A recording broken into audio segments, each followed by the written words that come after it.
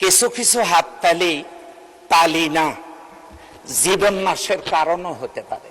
Budget বক্তব্য শুনে যারা হাততালি দিয়েছেন, ওই হাততালিগুলোর মাঝে জনগণের বিপদের ইঙ্গিতও থাকতে পারে।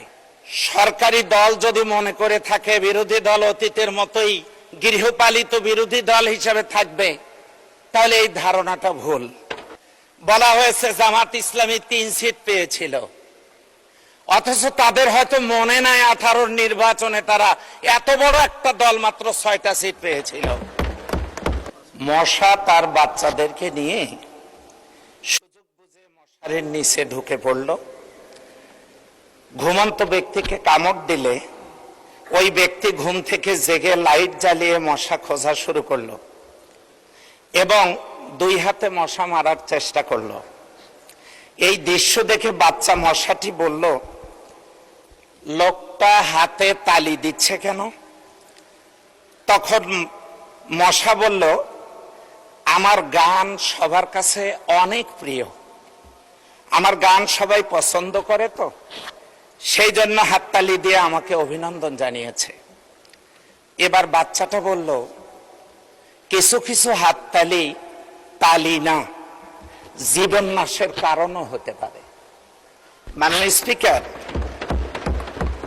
এই কথা বলার মধ্য দিয়ে বাজেট বক্তব্য শুনে যারা হাততালি দিয়েছেন আর বাজেট বক্তব্যে হাততালি শুনে যারা খুশিতে মাননীয় প্রধানমন্ত্রী বিরোধী দলকে নিয়ে যে বক্তব্য দিয়েছেন এবং হাততালি নিয়েছেন, ওই হাততালিগুলোর মাঝে জনগণের বিপদের ইঙ্গিতও থাকতে পারে। 9,38,000 কোটি টাকার প্রস্তাবিত এই বাজেট এসেছে। আমরা কথা কিছু বলবই, এতে শুনবার ধৈর্যও থাকা দরকার। পার্লামেন্টের প্রথম অধিবেশনে বিরোধী দলীয় নেতা বলেছেন, সরকারের ভালো কাজের আমরা প্রশংসা করব, সুপারিশ করব, অন্যায় করলে প্রতিবাদ করব, কিন্তু আমাদের কথা শোনার ধৈর্যও তাদের নাই। মাননীয় স্পিকার, এই বাজেটে উচ্চ মূল্যস্ফীতির ঝুঁকি যা বাজারে তার প্রবাহ বাড়িয়ে সাধারণ মানুষের কষ্ট বাড়িয়ে দেবে। ব্যাংকিং খাতের ভঙ্গুর দশা এবং খেলাপি ঋণ উত্তোলনে কার্যকর কোনো পদক্ষেপ নেই। বেসরকারি বিনিয়োগ বৃদ্ধির জন্য যে অনুকূল পরিবেশ দরকার তা বাজেটে নেই।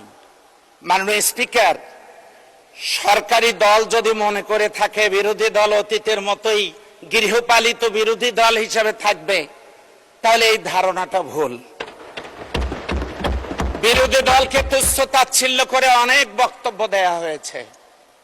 বলা হয়েছে জামাত ইসলামী 3 সিট পেয়েছিল, অথচ তাদের হয়তো মনে নাই 18 নির্বাচনে তারা এত বড় একটা দল মাত্র 6টা সিট পেয়েছিল। এরপরে তারা বলা হয় আমরা বেহেশতের টিকিট বিক্রি করি। এই সংসদে বলা হয়েছিল একজনের নামে প্রমাণ দিন। আজও পর্যন্ত তারা এই প্রমাণ উপস্থাপন করতে পারেন নাই। এই ভুয়া ঢোল বাজিয়ে চলছেন, জানি না এটা তারা কতদিন বাজাবেন। মাননীয় স্পিকার, আমি বিনয়ের সাথে বলতে চাই আমার এলাকার কিছু কথা। সেটা হচ্ছে এশিয়া মহাদেশের সর্ববৃহৎ কয়লার খনি আমার নির্বাচনী এলাকায়। বিদেশ থেকে উচ্চ মূল্যে কয়লা কেনার কথা বাজেটে এসছে, কিন্তু দেশের কয়লা দেশপ্রেম নিয়ে তোলার কোনো উদ্যোগ নেই। আপনার মাধ্যমে আমি জ্বালানি মন্ত্রী মহোদয়কে বলবো কয়লার খনি যেন উত্তোলন করা হয়।